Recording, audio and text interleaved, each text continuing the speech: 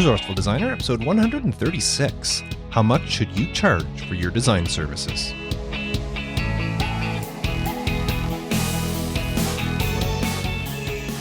Welcome to the Resourceful Designer podcast, offering solutions to streamline your graphic and web design business so you can get back to designing. And now your host.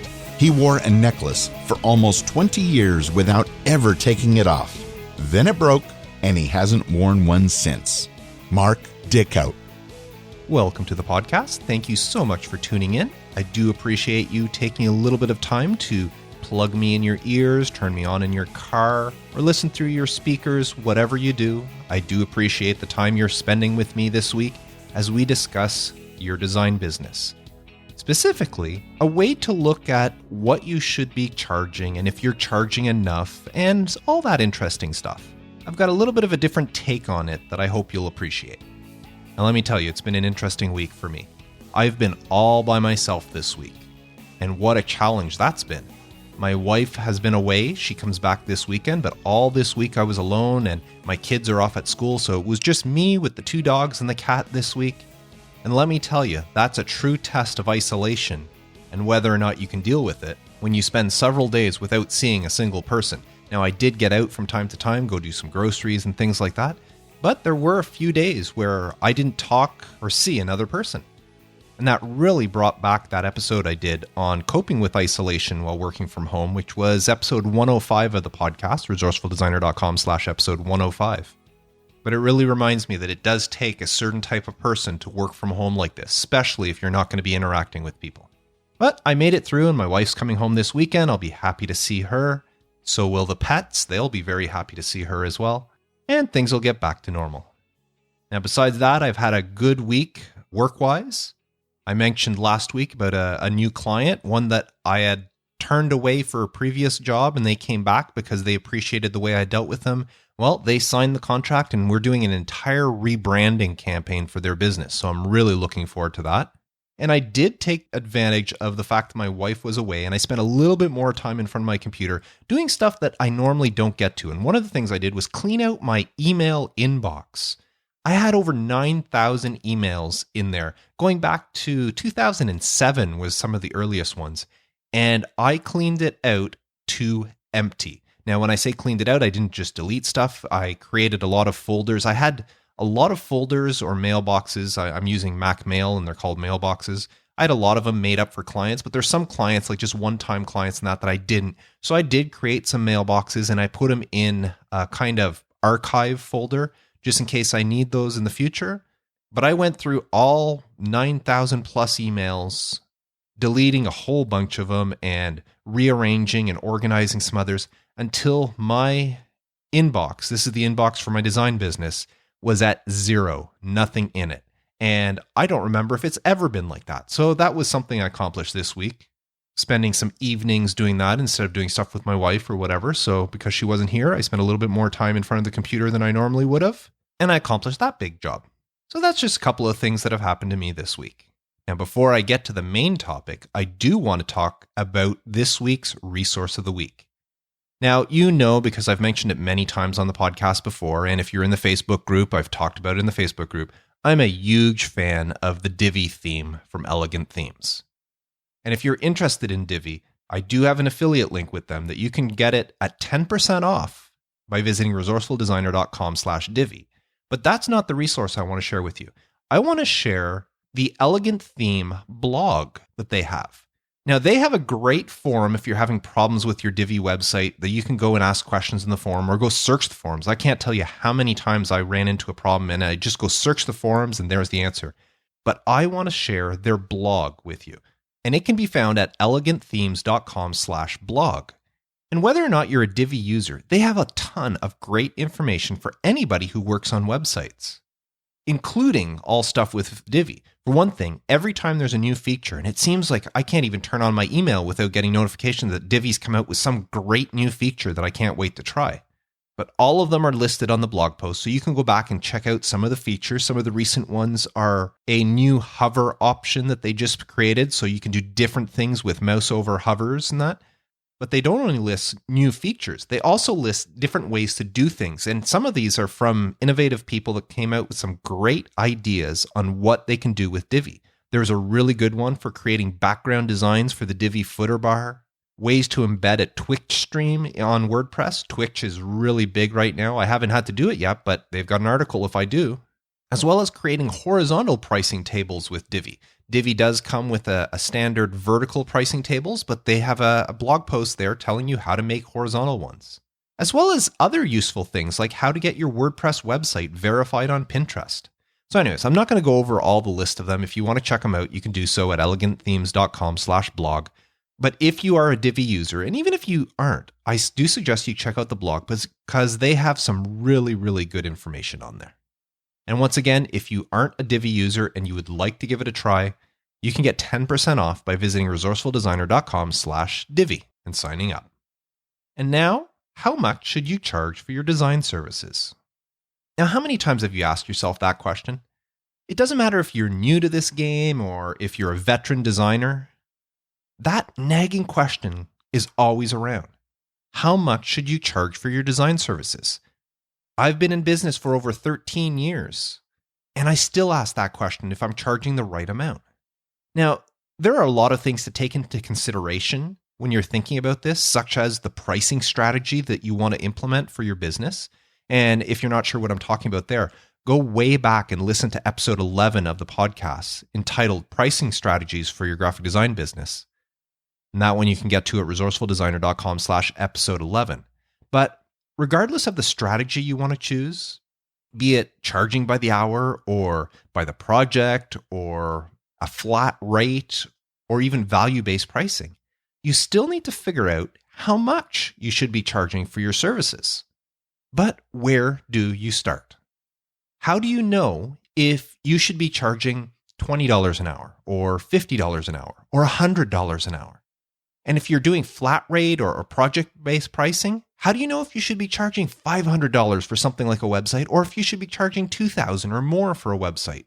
It can get really confusing, especially if you're new to this whole home-based, or I don't like to use the word, but freelancing lifestyle. It can get really confusing trying to figure out what you should charge.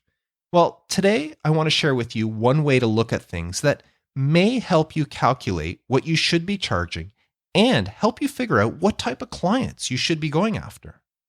Now, I want to warn you up front, there is a lot of math in this episode. I'm going to be going over a lot of numbers. So if you're feeling a bit overwhelmed at any part, just rest assured that all of this information can be found on the show notes page at resourcefuldesigner.com/episode 136. Everything I'm talking about here will be on that page if you want to go over it again. And another thing is, bear with me. Some of this stuff you're going to go, Mark, this doesn't make sense or it's unrealistic. I know that, but stick with me till the end and it'll kind of make sense. So what exactly am I talking about? Well, the trick to figuring out how much you should be charging for your design services is to find that sweet spot between how much you should be charging your clients and how many clients you need to sustain the lifestyle you want to live. Now, the first step you need to figure out is how much money you want to make annually as a designer.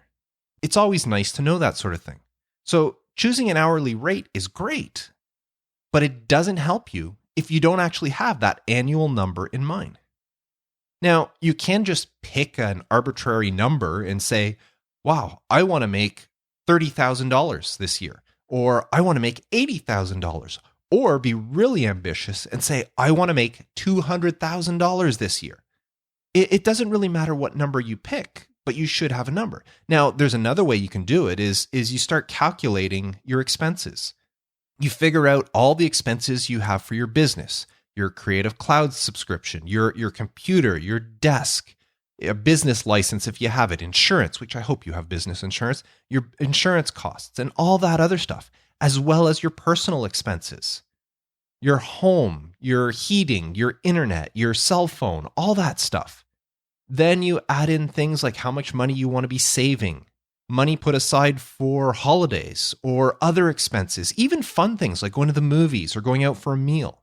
Calculate all of that to build up your expenses. Now, I'm not going to go into very much detail on all of that. There are plenty of other financial blogs out there and podcasts and YouTube videos. that'll give you advice on how to calculate how much money you should be making to live the lifestyle you want. But the idea is to figure out how much money you want to be making in a year. Then once you figure out how much you'd like to make, then it's time to look at your design rate versus your workload. Say, for example, you want to make $48,000 per year. Now, I just picked that number because it makes a nice round calculation, but you can start with any number. If you want to make 30,000 or 60,000 or 100,000, doesn't matter. But I'm going to pick 48,000 just because it's a nice, easy number to calculate with. So $48,000 per year breaks down to $4,000 per month is what you would want to make.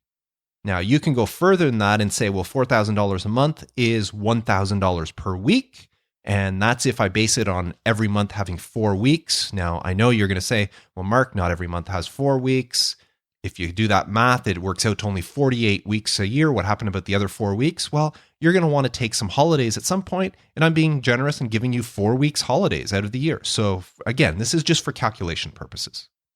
Now, at $48,000 per year or $4,000 per month, if you were working a regular 9-to-5 job, 40 hours per week on a salary, your wage would need to be $25 an hour to achieve this. But that's the thing, you're not working a 9-to-5 job, or maybe you are, but you don't have a salary. You're working from home, you're a home-based designer or a freelance designer, you don't have that salary. And chances are, you're not working 40 billable hours per week. Now, you may be working 40 or more hours per week, but I'm sure only part of them are billable. If you're working that hard, you're going to end up burning yourself out. So I'm warning you up front, if you're working more than 40 billable hours per week, that sounds great, but it's not sustainable long term. Now, the trick here is to not simply look at your hourly rate, even if you will be charging by the hour. The trick is to figure out how many clients you need in order to sustain your workload and pick the best option that works for you. Now, what I mean by that is, if you want to make $4,000 per month, there's several ways you can do it. You can get one client that pays you $4,000 a month. They bring you a project that's worth $4,000, you do it, you bill them, and that's great. And then the next month, you do the same thing. So you would get one client per month that pays you $4,000. Or you can get 2 clients per month that pay you $2,000 each. Or you can get 4 clients per month that pay you $1,000. Or 8 clients that pay you $500. Or 16 clients that pay you $250. Or even 20 clients that pay you $200. Or 40 clients a month that pay you $100 each. Every one of those scenarios will earn you $4,000 per month. But what you need to do is look at those numbers that I just gave you as a bell curve and find that sweet spot where it's realistic to work in. And that sweet spot is where you have the right number of clients paying you the right amount of money to earn your desired monthly income, while all at the same time looking for the right number of clients that is sustainable and doable. Let's look at those numbers again. Finding one client every month that'll pay you $4,000 could prove a little bit difficult. Now, to some people, that sounds great. It depends in the niche you're in or where you're working, what sort of clients you're pulling in. But I can tell you, even in my experience, I don't get very many clients that are willing to pay $4,000 for something, at least not one per month. So it could be very difficult trying to find a client once per month that's willing to pay you $4,000. Not to mention, a client that has a budget of $4,000 will expect a lot out of you and will be very demanding. And just the fact of trying to find one of these clients every month will be very stressful. You're going to have to do a lot of work, a lot of negotiations in order to find that, because people with that budget are shopping around. I'm not talking about one client that pays you $4,000 every month. I'm talking about finding a different client every month that pays you $4,000. It's not as easy as it sounds. And if you fail, you don't make any money that month. Plus, if you're only doing that, that means you're working on 12 projects per year, which means it'll take a long time to build up your portfolio in order to attract more clients.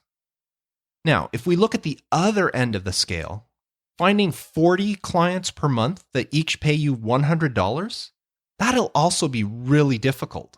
And it can cause you a lot of stress.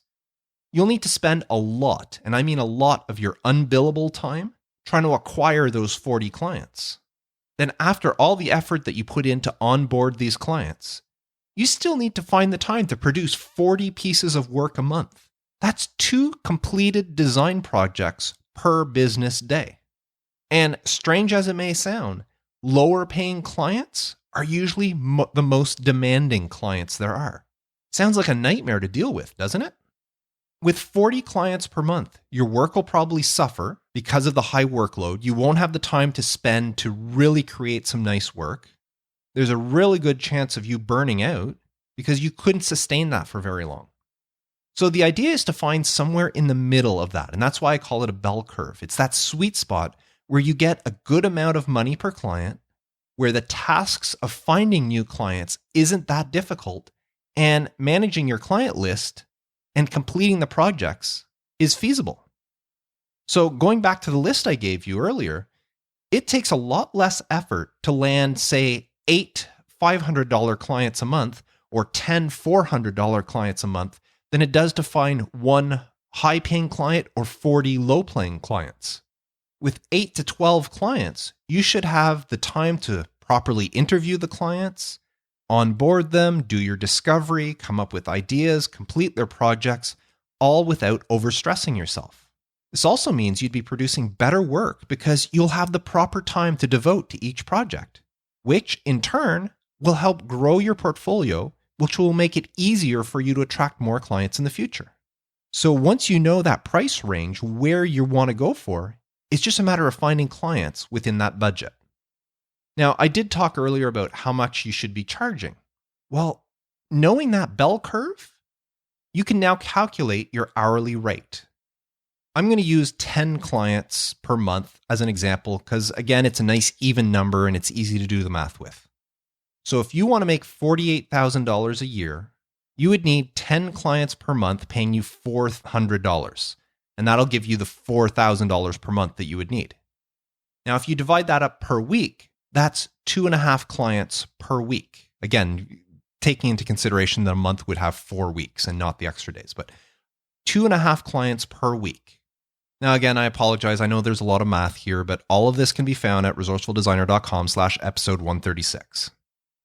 Now, in order to find out how much to charge those clients, you need to know how many billable hours you'd like to work each week. Now, for the fun of it, let's say you put in a 40-hour work week.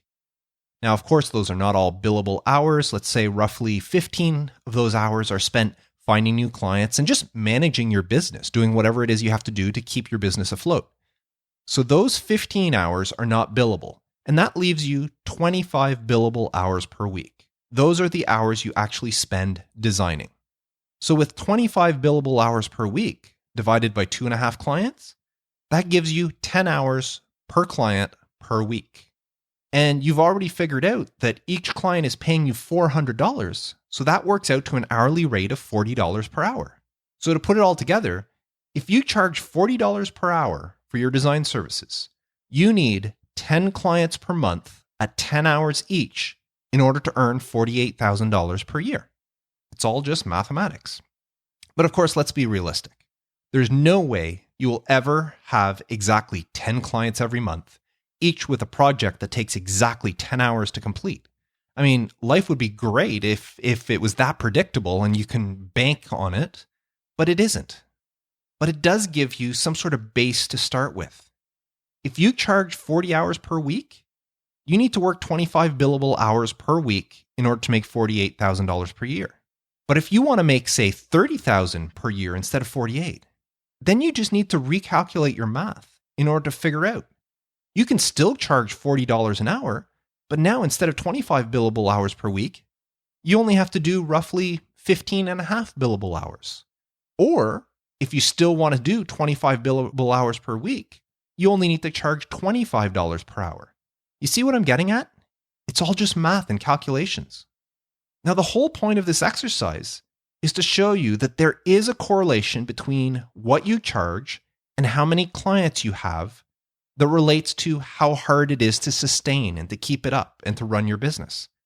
In reality, you need to average out all these numbers over the course of the year. Some weeks you'll be working more hours, some weeks you'll work less hours, some months you'll have more clients, some months you'll have less clients.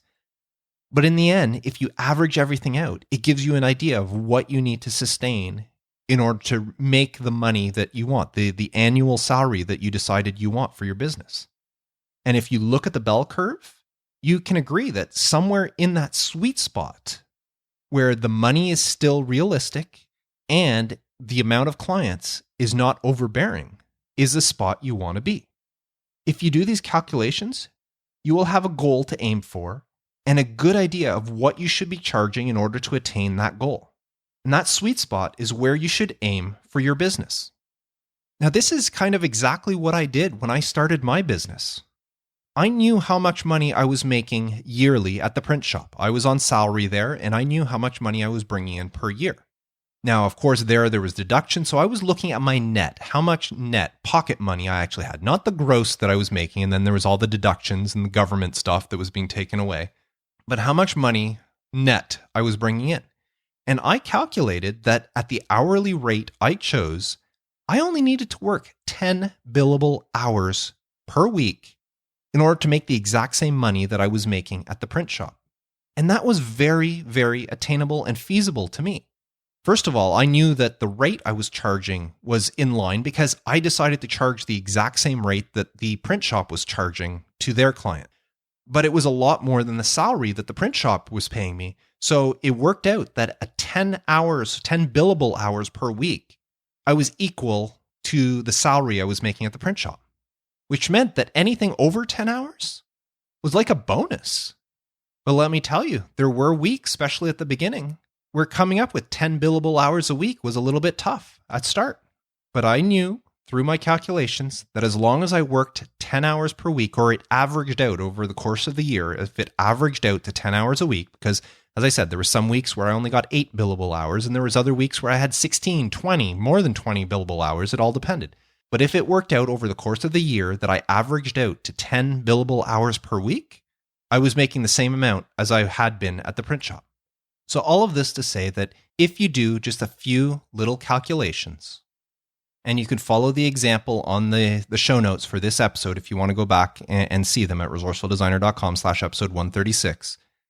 Follow them, plug in your numbers, and figure out how much you have to make per month and what amount of money each client has to bring in on average. Again, this is averaged out across the clients.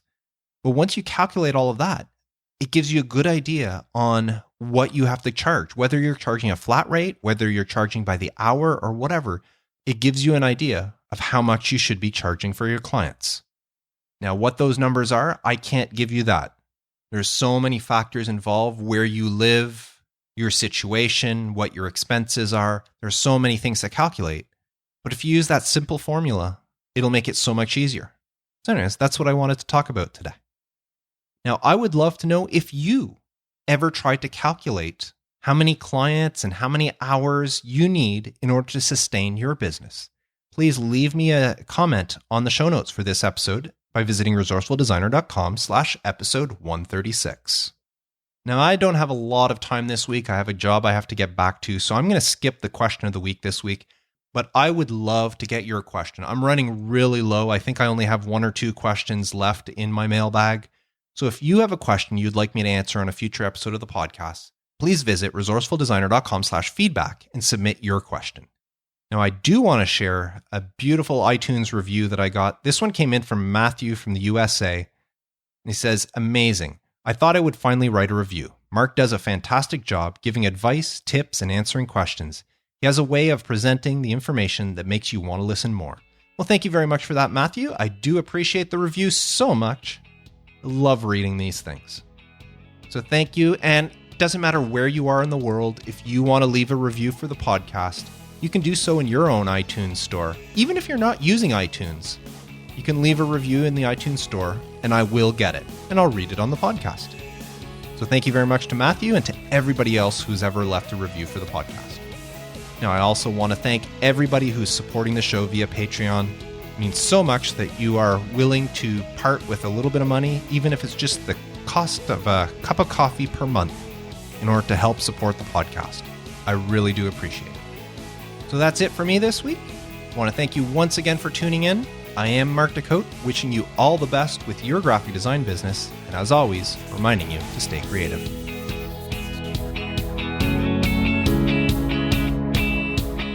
Thanks for listening to the Resourceful Designer Podcast at resourcefuldesigner.com.